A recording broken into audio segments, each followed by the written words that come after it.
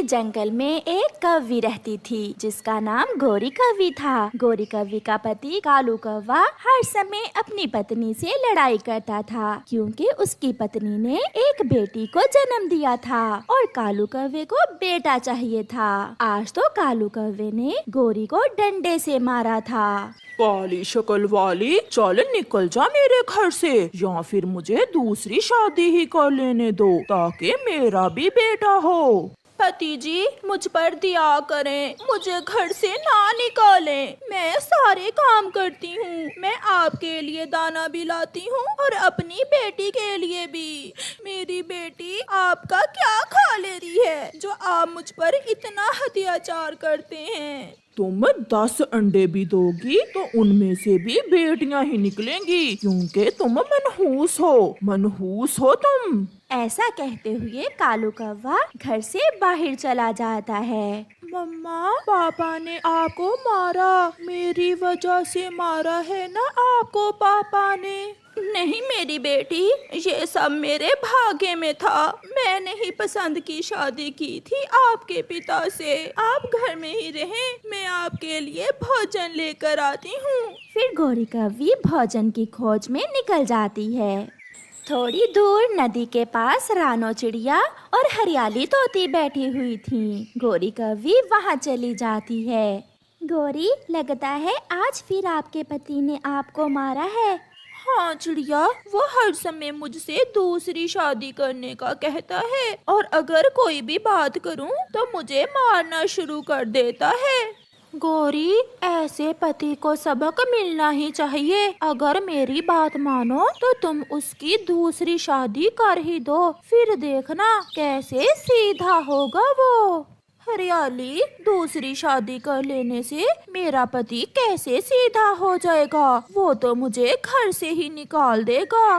गौरी, तुम मुझ पर विश्वास करो, बस जो जो मैं कहती हूँ वैसा वैसा करती जाओ। देखना एक न एक दिन तुम्हारा पति तुम्हारे ही गीत गाएगा।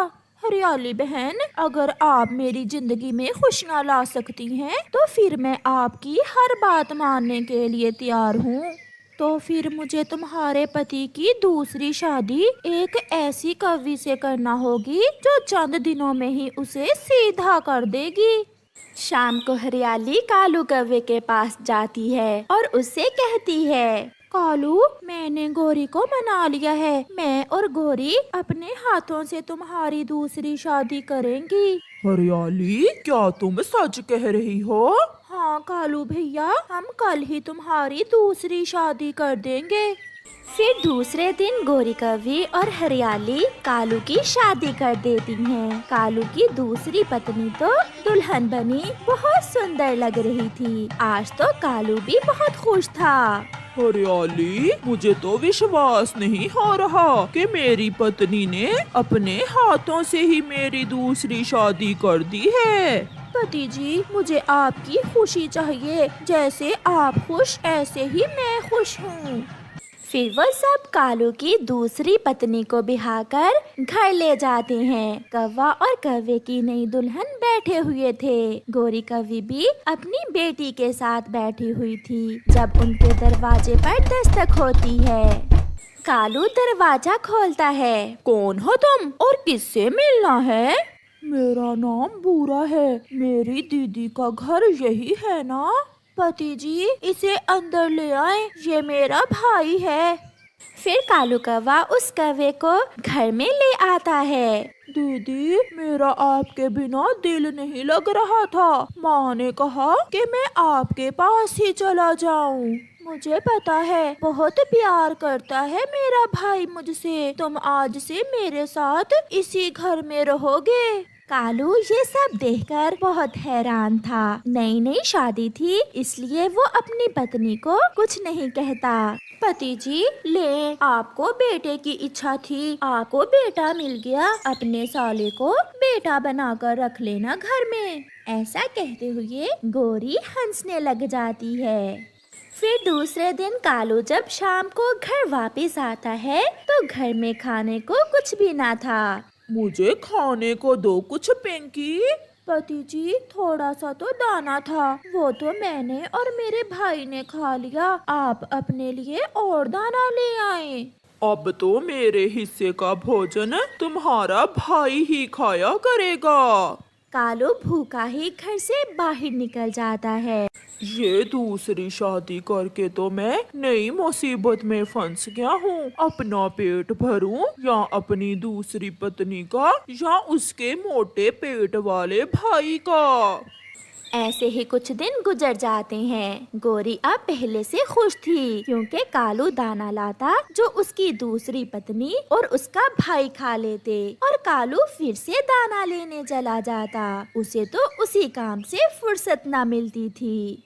हरियाली बहन, आपका बहुत बहुत धन्यवाद। जिस दिन से पति जी की दूसरी शादी हुई है, मैं बहुत सुकून में हूँ। अब तो उसे मेरे से लड़ाई का समय ही नहीं मिलता। वो तो हर समय दाना ही लाता रहता है। आगे आगे देखो गौरी, क्या होता है। अभी तो आज कालू की सास भी आने वाली है। शाम को कालू जब घर में आता है तो घर में एक बूढ़ी कौवी देखकर अपनी दूसरी पत्नी से पूछता है, पिंकी, ये कौन है? बंदर कहीं का, अपनी सास को नहीं पहचानता। मैं पिंकी की माँ हूँ।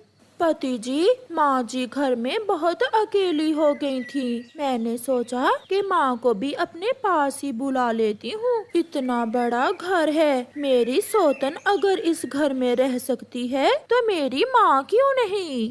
ये सुनकर कालू अपना सर पकड़ लेता है और गोरी अपना मुंह दूसरी तरफ करके हंसने लगती है।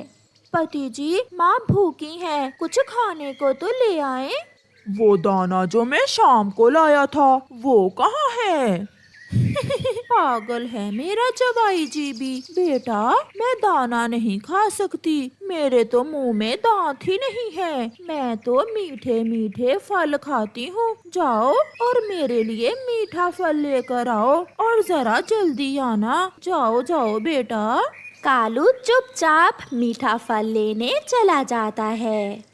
फिर उस दिन के बाद कालू का काम और भी बढ़ जाता है। वो पहले दाना लाता, अपनी दूसरी पत्नी और उसके भाई को देता और फिर बाद में अपनी सास के लिए मीठा फल लेने चला जाता। अभी 10 दिन ही गुजरे थे कि कालू अभी घर के बाहर ही था कि उसकी दूसरी पत्नी किसी से फोन पर बात कर रही थी। हाँ, पीपल के बड़े पेड़ से सीधा आगे आ जाओ और बेरी के पेड़ के ऊपर बड़ा सा घर है, उसी घर में तो मैं रहती हूँ। कालू भी घर में आ जाता है। पिंकी, ये किसे तुम रास्ता बता रही हो? सुनोगे तो खुश हो जाओगे, घर की रौनक और भी बढ़ जाएगी। मेरी मौसी आ रही है, आज से वो भी इसी घर में रहेगी। ये सुनकर कालू रोने लग जाता है और गोरी से कहता है, गोरी, चलो मेरे साथ चलो। मगर कहाँ पति जी, अभी तो आपने अपनी दूसरी सास के लिए मीठा फल भी लेकर आना है।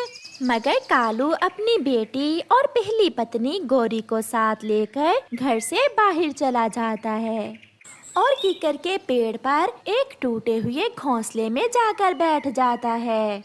गोरी, मुझे माफ कर दो, ये घोंसला हमारा ही है। मैं इस टूटे हुए घोंसले में रह लूंगा मगर वापस वहाँ नहीं जाऊंगा। मैंने दूसरी शादी करके बहुत गलती की। मैं अपनी बेटी और पत्नी को खुश रखूंगा।